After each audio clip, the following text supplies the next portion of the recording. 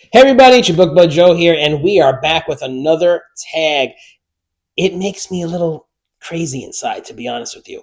It's the "What if I could never acquire another book" tag. What? Oh my god, just thinking about this is making me like sweat, have anxiety. I'm like, what? Why would I never be able to acquire another? That is a mortal sin. This was created by Mike at Bibliophile Reads. Mike has been putting out some pretty awesome tags. Go, Mike. We were tagged by Stuart Griffin. Thank you, Stuart. Appreciate the tag. Let's get into it. Oh my gosh, this is going to give me anxiety. Number one, if you could never acquire another book again, how long do you think your current library would last you? Okay, so I got around 800 books. I've been reading about 60 a year. That's going to last me 13 years. I was really shocked when I did my little math. Um, it's not an exact number because those are all the books that I've had, and I've read some of my books. Most I have not read, so maybe 12 years, maybe 11 and a half. I don't know. But wow, that's still a long time. So it would take me around 11 and a half years to read all my books at the rate that I'm reading them currently. I know that's not exact either because, I went on my Goodreads and I've been reading about 60 books a year, 63, 61. But, that year, how long were those books? We got to factor in that too. So, but that's still a long time, over a decade to read all these books. Oh my gosh, that's so funny. Number two, what book do you own that you would first give attention to? Well, since I own them, I got them. And it's not just one book. I've never read a book by Lee Bardugo. So why do I have several books by Lee Bardugo? Never read this author. And yet, we have all these books. So, I pay attention. Everybody talks about Lee Bardugo. We have the Shadow and Bone trilogy. We have the Six of Crows duology. And I mean, that would have been like typical if we stopped there. But then I went ahead and bought this special edition, The Language of Thorns, Midnight Tales and Dangerous Magic, about the world that Lee Bardugo has created, even though I know nothing about the world. But, this is like a beautifully illustrated book. It has a lot of cool things in here. So, like, I just had to get it. So I'm like, damn, I hope I like Lee Bardugo and the world that she has created. But it's still a beautiful book. So anyway, I would pay attention to Lee Bardugo. And I really need to do it now, even though this tag is fiction. This is a fantasy tag. We all love fantasy, most of us. So thank God this is a fantasy tag. So how many of you have read the Lee Bardugo books? And am I silly for keeping them unread all these years? Mary loves the Lee Bardugo books, and she told me about it so long ago, and I've been wanting to read it ever since. And yet here we are. Okay, number three, what book would you regret not owning?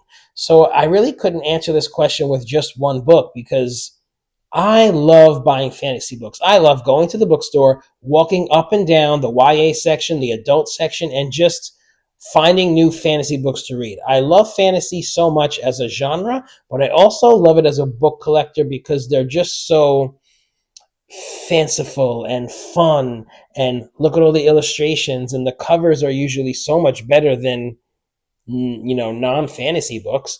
So I just love them. So I would be sad if my favorite fantasy authors released new books or books that I don't even have yet, and I wouldn't be able to buy them. Like Lee Bardugo, her new books, I won't be able to buy them.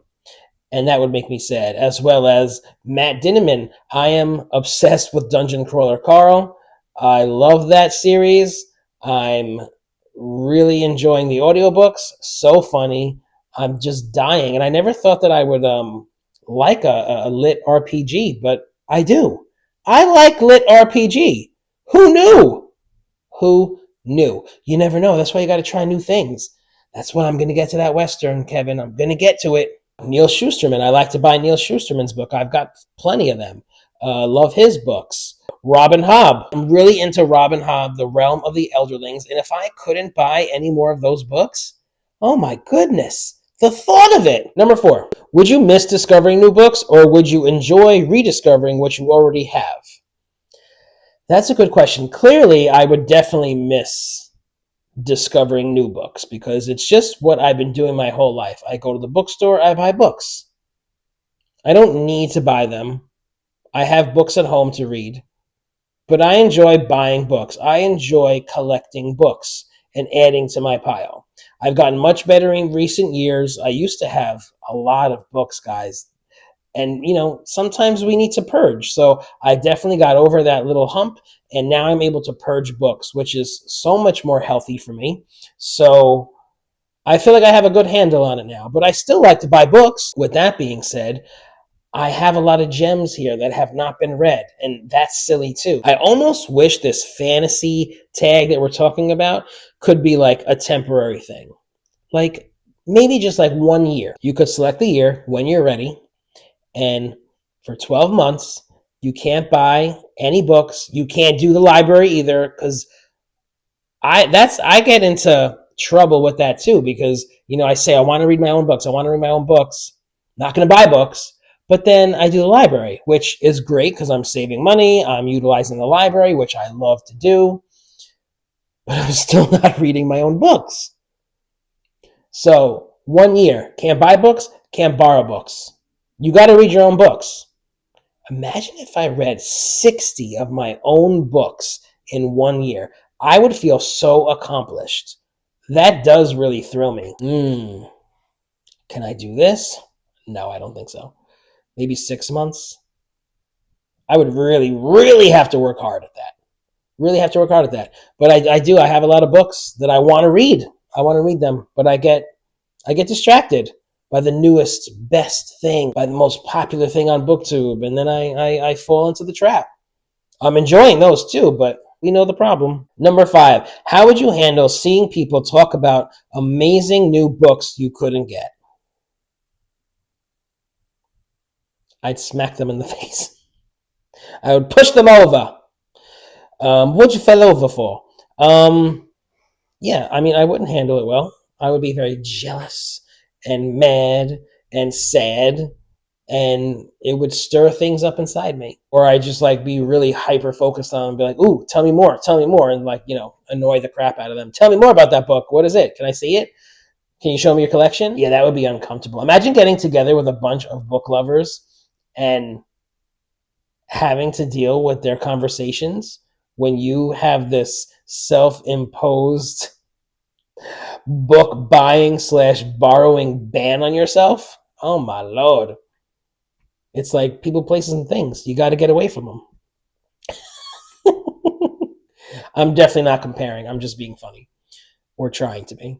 Okay, number 6. Would bookstores still be enjoyable if you couldn't buy anything? Absolutely. I don't think I would ever be able to tear myself away from bookstores completely. I really don't think so. I've gone to bookstores before and left empty-handed. Not a problem. So I don't have to buy something every time that I go. And I'm so glad, because that would be uncomfortable too. I just love being in that environment. I just love it. I love being surrounded by books. I love being surrounded by like-minded people. You're browsing the bookstores, and you could talk to somebody. Oh, how was this book that you have? You could strike up a conversation. It's fun to browse, look at all the covers, look at all the new releases. It's fun. You could sit down and leaf through your books, maybe even read a few pages. That would be fun. So I love bookstores. And nowadays, they sell a lot more than books. I needed a gift the other day, so I went to Barnes & Noble because they have a lot of games and they have a lot of art things for little kids. So I needed something for a 5-year-old who liked artistic type things. And I found 2 things that were perfect. So you can go to Barnes & Noble and get many gifts for many different people. Bookstores are great. We can't not attend bookstores. We have to go. All right, it's time to tag some people. So I am going to tag Bookish Chaz, Book Chat with Pat, Book Blather, Kevin Toll Reads, Book Songs and Other Magic. Tag guys, you're it! Have fun with this one. Don't let it upset you too much. If you're enjoying Book Buzz, please like, share, and subscribe. And last, but certainly not least, thanks for visiting Book Buds! I miss Mary. Can you show me your collection? Show me yours or show you mine. That's inappropriate.